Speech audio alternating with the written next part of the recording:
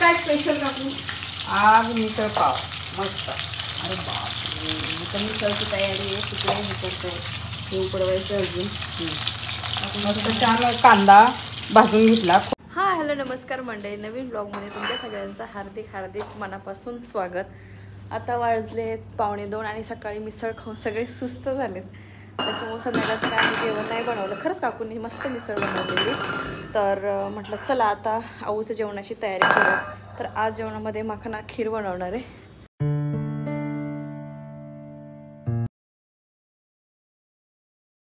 खोबरं भाजून घेतलं, लसूण सोलून घेतला आणि आता थोडंसं हे परतून घ्यायचं टोमॅटो आणि हे टाकायचं, वाटण करायचं थोडं आलं घालून आणि ह्याच कढईमध्ये सगळे मसाले टाकायचे. मस्त छान हे सगळं वाटण टाकायचं, चांगलं फ्राय करायचं.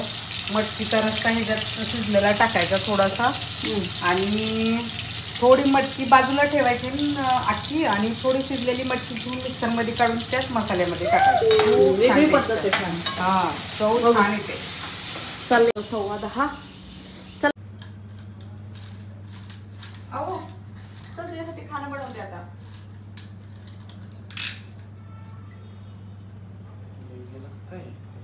त्याने तोडलं नाही की तुला म्हणलं नाही त्याने पाय तोडले.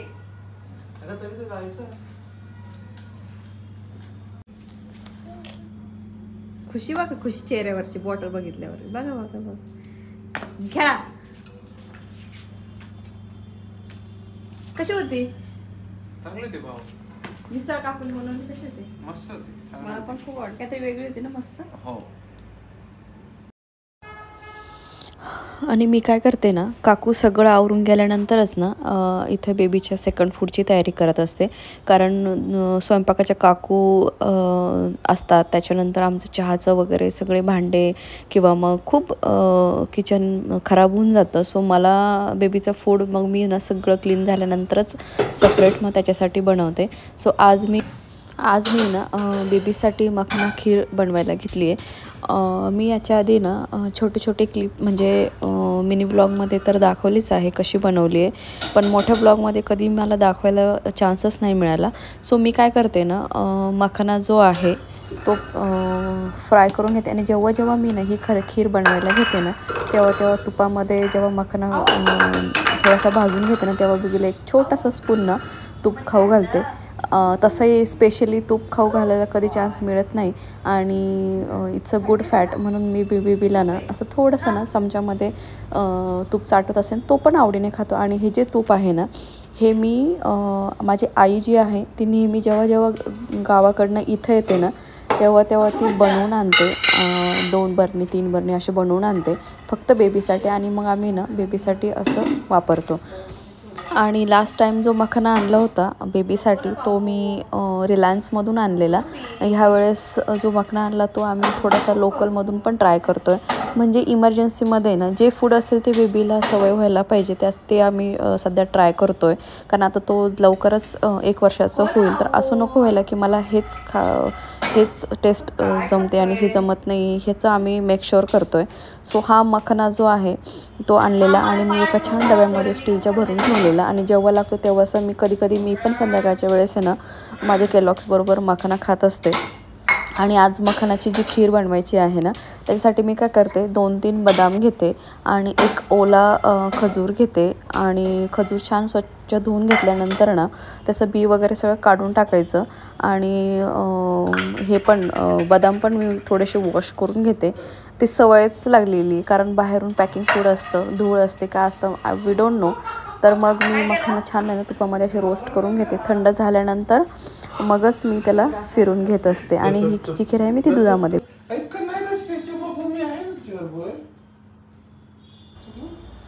सो इथे मी काय केलं आहे ना, मखाना रोस्ट करून घेतल्यानंतर ना दूध थोडंसं टाकलं आणि ऑलरेडी थोडंसं खजूर आणि बदाम थोडेसे फिरून आणलेले आणि मग मखाना थंड झाल्यानंतर तो त्याच्यामध्ये फिरवला आणि मग दूध टाकून अजून एकदा दोनदा ना मिक्सरमधून चांगलं फिरवून घेतलं, छान फाईन पेस्ट करून घेतली. आणि मग त्याच्यासाठी जी कढई आणलेली आहे छोटीशी कढई वापरतो, जी की मी रिलायन्समध्ये मला अगदी नाजूकशी कढई मिळाली, जी की एवढ्याशा बेबीच्या फूडसाठी ती छान होते. कारण काय होतं ना, आपण ज्या रेग्युलर कढया वापरतो ना त्याच्यामध्ये आपण तिखट वगैरे बनवतो आणि बेबीला लगेच मसाले वगैरे डॉक्टर रिकमेंड करत नाही. आणि दुसरी गोष्ट आय नो की आपण ते क्लीन वगैरे करतो, पण एवढ्या छोट्या फूडसाठी ना एवढे मोठं भांडं भरवणं मला काय ते योग्य वाटत नाही. म्हणून मी काय बेबीसाठी ना वेगळा कुकर आणि वेगळीच कढई आणून ठेवलेली. तर कुकरमध्ये पण सकाळचा राईस वगैरे मी त्याच्यातच लावत असते, संध्याकाळचा दाल राईस खिचडी म्हणा. आणि असं काही खीर बनवायची असेल किंवा काही बनवायचं असेल तर मी तडका द्यायचा असेल तर मी ही छोटीशी त्याची कढई वापरते. तर त्याच्यामध्ये ना मी तूप वगैरे टाकून ना परत आणि मग डायरेक्ट जी फाईन पेस्ट केलेली होती ती मी त्याच्यामध्ये टाकून घेतली. आणि तुम्ही ते जे दुसरं भांडं आहे त्याच्यामध्ये मी बेबीचं पाणी गरम करत असते, त्याच्यासाठी वेगळं भांडं केलेलं. आणि तेच पाणी मग मी उकळलेलं पाणीच त्याच्या खिरीसाठी किंवा फूडसाठी मी यूज करत असते. वॉटर बॉटल वॉश करून ठेवली होती अशी छान. तर आता ती ना त्याच्यामध्ये पाणी वगैरे टाकून घेते सगळं छान. हे उकळलेलं पाणी जे आहे परत एकदा वॉश करून. आणि आजकाल ना ही जी वॉटर बॉटल आहे बेबी सिपर म्हणतो आपण याला, हे याच्यातूनच आम्ही बेबीला पाणी पाजतो. कारण डॉक्टर पण म्हणाले तुम्ही आता सिपर वगैरे यूज करू शकता, फक्त त्याला कधीतरी स्टेरिलाइज करायचं, छान वॉश करून ठेवलं तरी चालतं. कारण आणि बेबीला सवय पण लागायला पाहिजे. कारण आपण ट्रॅव्हल्स वगैरे करतो, बाहेर जातो, तर प्रत्येक वेळेस ना वाटी चमच्याने किंवा ग्लासने पाणी देणं शक्य नाही होतं, सांडू वगैरे शकतं आणि ट्रॅव्हलिंगमध्ये ठेवण्याचाही थोडा प्रॉब्लेम येतो. सो बेटर वे की बॉटलनी सवय केली की मग बेबी इझिली पितात आणि त्याला आता ऑलमोस्ट सवय झालेली आहे. साईड बाय साईड इकडं माझी खीर उकळती तोपर्यंत ना माझं कसं आहे ना की खूप पसारा मला अजिबात आवडत नाही. तर मी ट्राय करत, आमचे 3 जण असतात पण इतके भांडे निघतात ना, तुम्ही बघू शकता काकू भांडे किती घासून गेलेले आहेत. तर म्हणजे घरामध्ये असं होतं ना की थोडंसं चमचा वाटी हे काही पिण्यासाठी किंवा खाण्यासाठी काढलं की ते लगेच ठेवलं जातं, त्याच्यामुळे भांडे खूप पडतात. तर मी ट्राय करते सगळ्या वस्तू जागेवर ठेवायच्या, कारण काकून एवढे छान आवरून जातात तर ना इतका पसारा ते चांगलं नाही वाटत. म्हणून मग मी ते मिक्सर वगैरे, आता काकूंचं मिक्सर वेगळं आहे, म्हणजे आम्ही 2 मिक्सर यूज करतो. बेबीच्या फूडसाठी भांडे, मिक्सरचे भांडे आणि मिक्सर हे वेगळं ठेवलेलं आहे. कारण मसाला वगैरे काकू यूज करतात त्याच्यामुळे ते मिक्सर आणि ते भांडे आम्ही वापरत नाही. कारण अगेन तोच इश्यू होतो, मसाला वास वगैरे येतो. आणि थोडे दिवस ह्या गोष्टी पाळणार आहे, असं नाही की कायमस्वरूपी ते वेगळं असणार आहे. आणि जे मी आता फूडसाठी वगैरे जे काही भांडे यूज केलेले ना ते लगेच त्या वेळेसच क्लीन करून ठेवते. कारण आय नो की बाई वगैरे आहे, पण मग दिवसभर हे भांडे पडलेले ते चांगलं नाही वाटत. त्याच्यामुळं त्या वेळेस क्लीन करून ठेवलेलं कधीही योग्य, म्हणजे अजून आपल्याला छान वाटतं, फ्रेश वाटतं. तर मला कितीही बिझी असेल, कितीही काम असेल ना, तर मी ट्राय करत असते ना की अवूचे जे भांडे आहे किंवा जे काही काकू केल्यानंतर जे काही भांडे पडतात ना ते त्या वेळेसच क्लीन करायचे. अहो चला आता खायचं आपल्याला, छान छान खीर खायची रमेशला. चला आमची खिरीची वाटी, चला खीर खायची हो.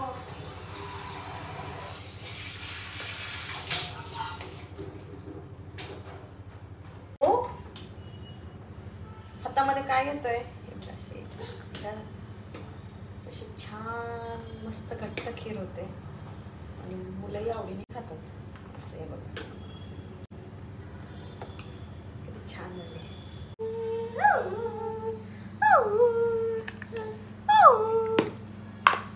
आऊ पाणी पिऊ, मम्मा पाणी पिऊ, मम्मा पाणी पिऊ, आऊ पाणी पिऊ. सो खीर खूप गरम होती, म्हटलं तोपर्यंत याला थोडंसं पाणी पाजूयात. तर आऊचं असं आहे, हे पाणी प्यायला मी जर म्हटलं ना की मम्मा पाणी पिऊ आणि आऊ पाणी पिऊ, तर मग तो पाणी पितो छानपैकी. आणि आज तो त्याने ड्रेस घातलेला ही डंगरी आहे ॲक्च्युली, पण ना त्याला त्याची उंची वाढली आहे. त्याची उंची वाढली त्याच्यामुळे ना ही डंगरी का त्याला येतच नाही आहे, तिथपर्यंतच पोचते. पण माझी ना ह्या ड्रेस घेतल्यानंतर ना एकदाच घातलेली, एकदा दोनदा, आणि माझी हौसच नाही झाली त्याला ह्या रेड डंगरीमध्ये बघण्याची. सो म्हणून मी काय केलं, त्याला ना आजच्या दिवस आहे ना ॲटलिस्ट 1-1.5 तासासाठी का होईना ही डंगरी त्याला घातली आणि आतून ती गुडघ्याच्या वर येते म्हणून ना अजून एक पॅन्ट घालून घेतली. म्हणजे ते जे आपलं एक असतं ना की बाबा आपल्याला ह्या ड्रेसमध्ये बघायचं, कारण ही मुलं खूप पटपट मोठी होतात. आणि म्हटलं चला त्याला थोडा वेळ का होईना ही डंगरी घालूयात. आणि आता गरम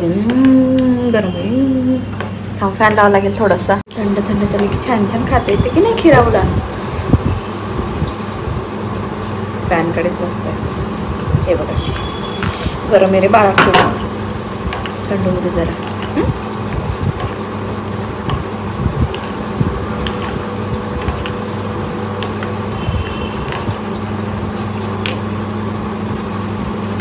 पाणी पितोपर्यंत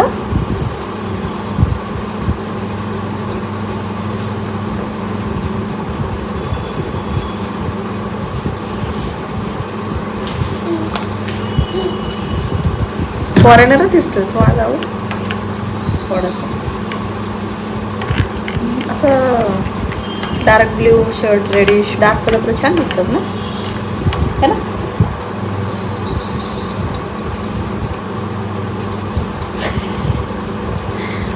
वरती काय फॅन बघतोय का.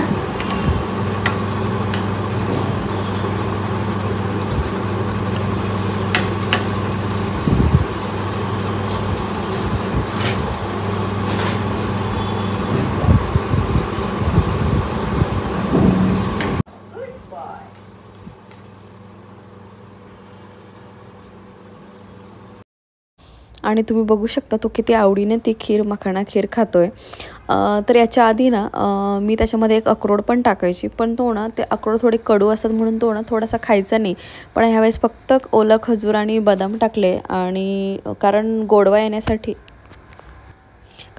येण्यासाठी डॉक्टरने रिकमेंड केले की शुगर वगैरे यूज करू नका, गूळ वगैरे यूज करू नका, डायरेक्ट खजूर यूज करा. सो मी तेच यूज करते आणि आवडीने पण खाता, तुम्ही बघू शकता. सो असं बघितलं की छान वाटतं. म्हणजे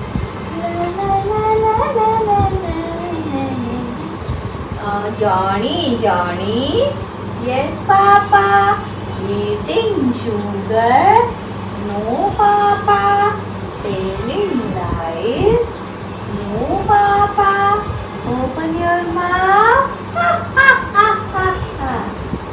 Johnny yes papa eating sugar.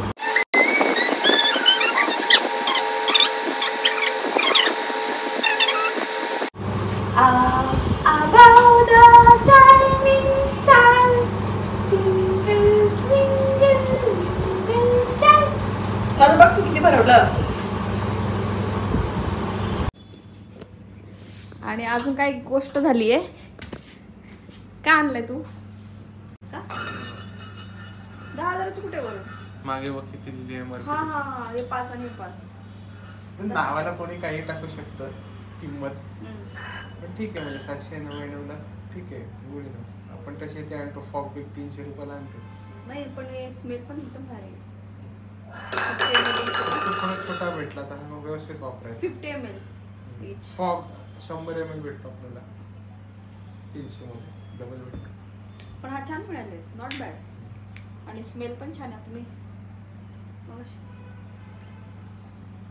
हे असाच संपतो परफ्यूम. नाही रे, मी हे तो असंच करत हे बघ इकडे बघ. अरे पण तो एक स्प्रे इकडे बघ ना, हे मस्त स्मेल याचा. एक हे असंच करून तू असं इथेच संपवणार आहे तू परफ्यूम. बेबी ते निघतं, ते वरचं कव्हर असतं. आता तू कसा माल मागवलाय त्या हिशोबाने बॉटल येईल ना. ते काय लय हायफाय किंमत आहे का तुझी. ठीक आहे चल, काय असं ना. पण भेटले नाही एवढे चांगले. हा कुठला आहे मला ते दुल्हन काय माहिती, पण ते मला दुल्हन लंडन. पण याची ओरिजिनल प्राइस कशी. हे जे बनवलंय हा कॉपी आहे. याच्यामध्ये लोकल तरी 5,000ला आहे आणि जो ओरिजिनल असेल तो केवढा 14,000 20,000 एक आहे. मग तर त्याचं काही नाही एवढं, ते ब्रँडचा पैसा असतो तो. सेंट काय खूप ठीक आहे, पण त्या मानाने भरपूर महाग भेटली. सो चलो, हा व्लॉग मी इथे सेंड करते. भेटू आपण नेक्स्ट व्लॉगमध्ये. तोपर्यंत बाय. चॅनलला सबस्क्राईब करा. Bye bye.